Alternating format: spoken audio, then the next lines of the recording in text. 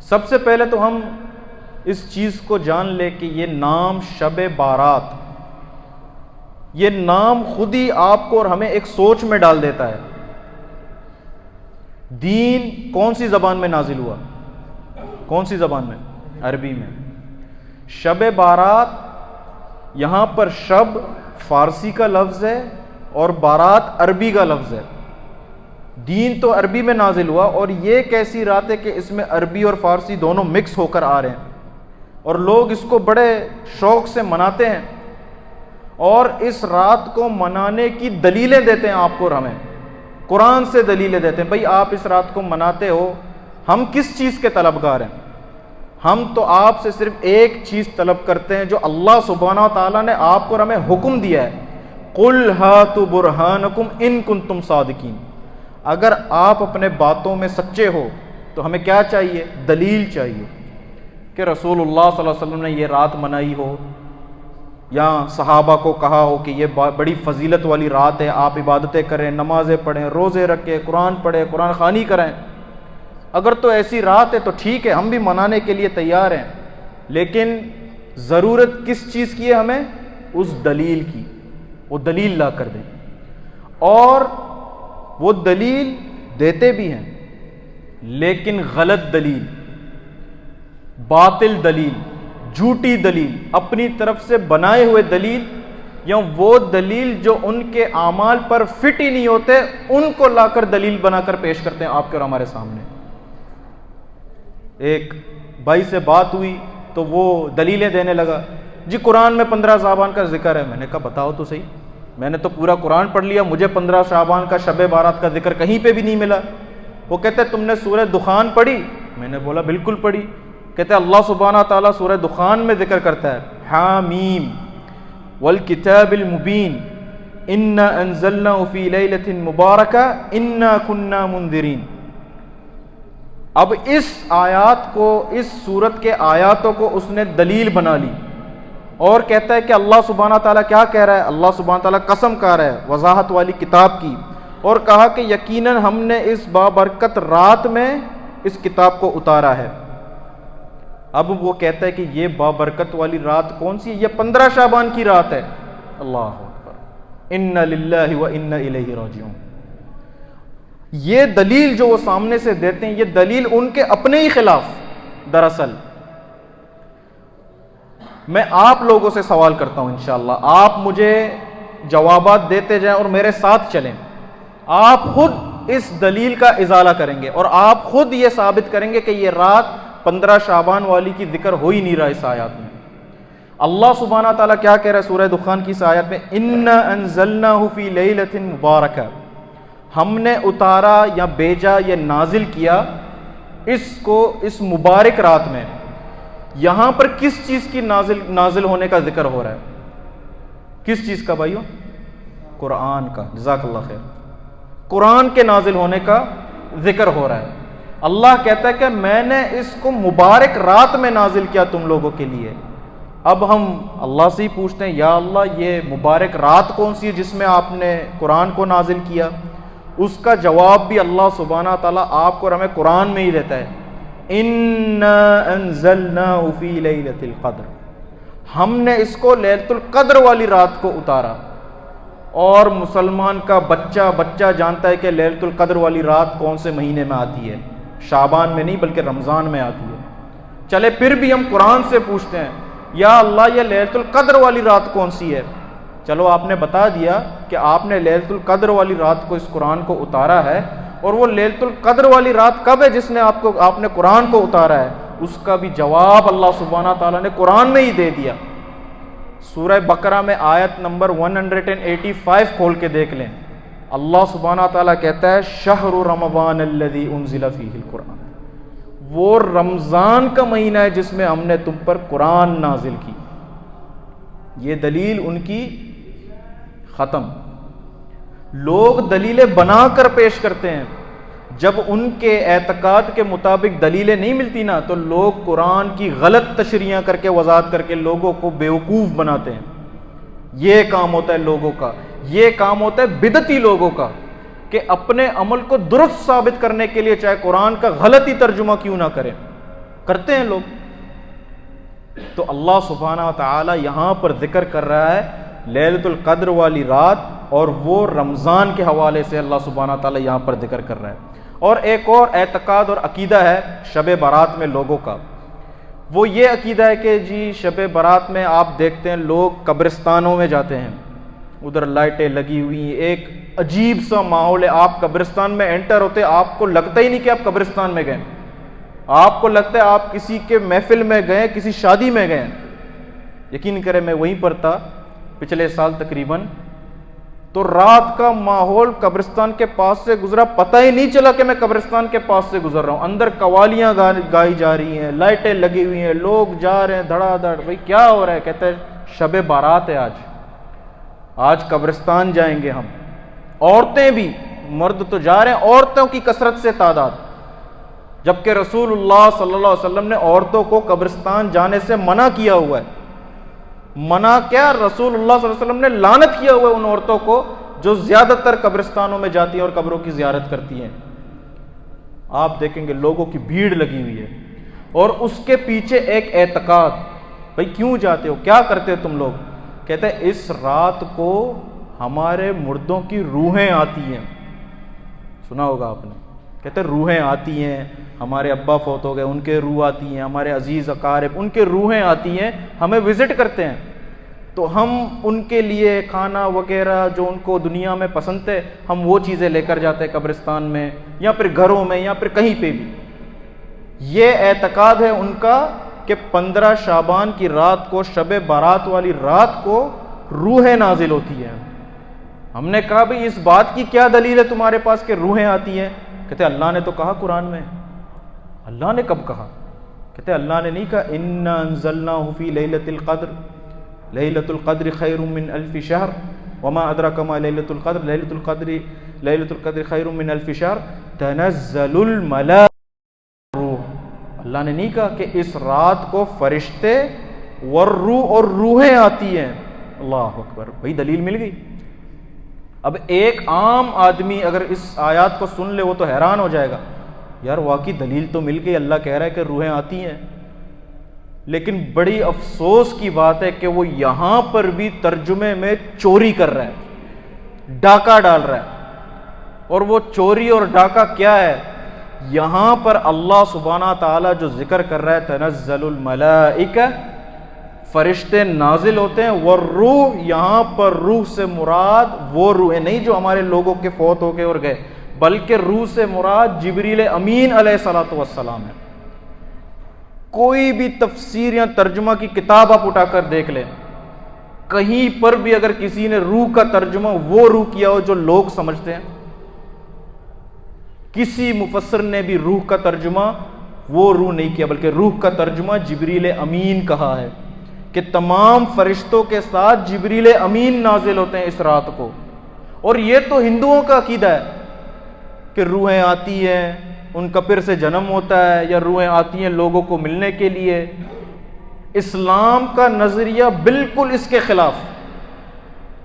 اگر بندہ فوت ہو جاتا ہے، اگر تو نیک بندہ ہے تو وہ برزخی زندگی میں ہے، اگر بد بندہ ہے تو وہ بھی برزخی زندگی. بندہ جب فوت ہوتا ہے تو وہ برزخی زندگی میں چلا جاتا ہے، اور اس زندگی کے بارے میں ہمیں کچھ زیادہ پتہ نہیں، اور نہ ہی ان کو پتہ ہے کہ ہمارے اس دنیا میں کیا ہو رہا ہے کیا نہیں.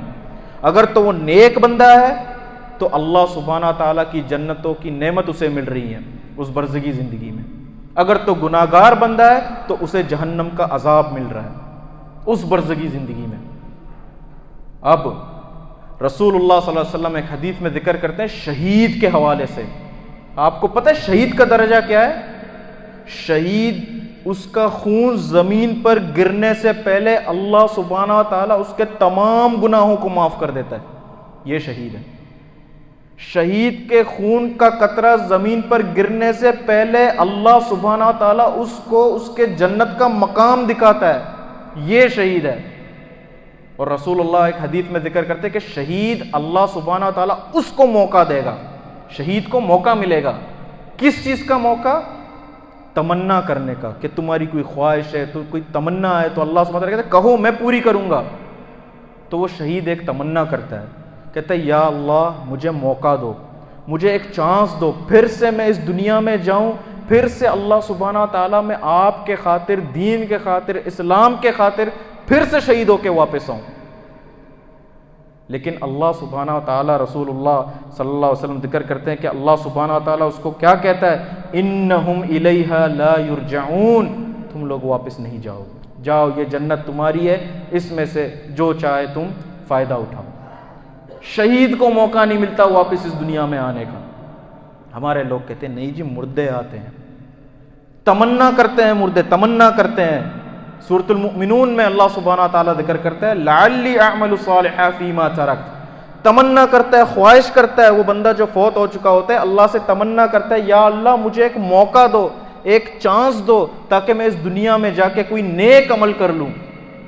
لیکن اللہ سبحانہ تعالیٰ اس کو کیا کہتا ہے، کلا، ہرگز نہیں، کوئی موقع نہیں۔ جب دنیا میں زندہ تھے موقع تھا، کرنا تھا، اب کوئی موقع نہیں۔ اللہ کہتا ہے کہ روحیں نہیں آتی، رسول اللہ کہہ رہا ہے کہ روحیں نہیں آتی صلی اللہ علیہ وسلم۔ اب آپ کہتے ہو کہ روحیں آتی ہیں، ہم سے ملتی ہیں، کھانا کھاتی ہیں، ہمارے ساتھ بیٹھتی ہیں، ہمیں پتہ نہیں چلتا۔ اب یہاں پر میں اللہ اور اس کے رسول کی بات کو مانوں یا آپ کی بات کو مانوں؟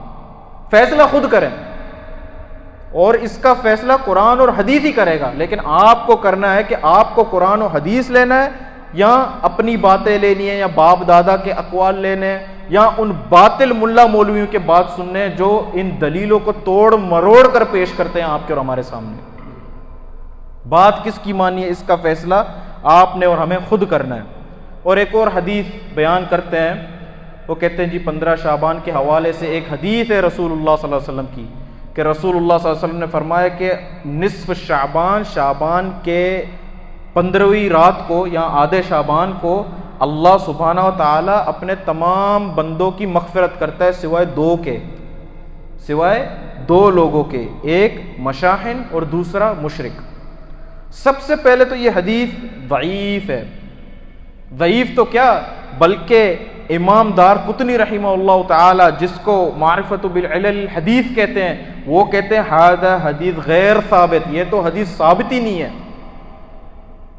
وہ تو کہتے ہیں یہ حدیث ثابت ہی نہیں ہے، بہت بڑے محدث ہیں امام دار قطنی رحمہ اللہ تعالی۔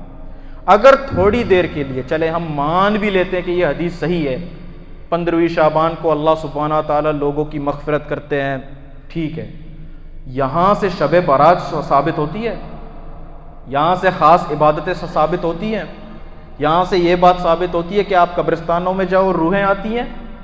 کیا اس حدیث سے یہ چیز ثابت ہوتا ہے کہ ہم اس رات کو ایکسٹرا عبادات کریں، نمازیں پڑھیں، قرآن پڑھیں؟ لوگ پھر کہتے ہیں جی نیکی ہی تو کر رہے ہیں۔ ٹھیک ہے مولانا صاحب، بات ٹھیک ہے، ٹھیک ہے، ہم نیکی ہی تو کر رہے ہیں، خراب کیا ہے نیکی؟ ہم تو نماز پڑھ رہے ہیں، ہم قرآن پڑھ رہے ہیں، آپ تو ہمیں قرآن پڑھنے سے، نیکی کرنے سے روکتے ہو۔ رسول اللہ صلی اللہ علیہ وسلم کے پاس 3 لوگ آئے، 3 لوگ، رسول اللہ صلی اللہ علیہ وسلم موجود نہیں تھے، امہات المومنین سے ان کے معاملات پوچھے تو تینوں نے ایک ایک فیصلہ کیا۔ ایک نے کہا کہ میں ساری زندگی شادی نہیں کروں گا، دوسرے نے کہا کہ میں ساری رات جاگتا رہوں گا، سال کے 12 مہینے ساری رات جاگتا رہوں گا، قیام اللیل، تہجد، تراویحیں پڑھتا رہوں گا۔ تیسرے نے کہا کہ میں سال کے 12 مہینے ہر روز روزہ رکھوں گا، اور وہ چلے گئے۔ رسول اللہ صلی اللہ علیہ وسلم کے پاس بات پہنچی کہ اس طرح 3 شخص آئے تھے، انہوں نے یہ فیصلہ کیا۔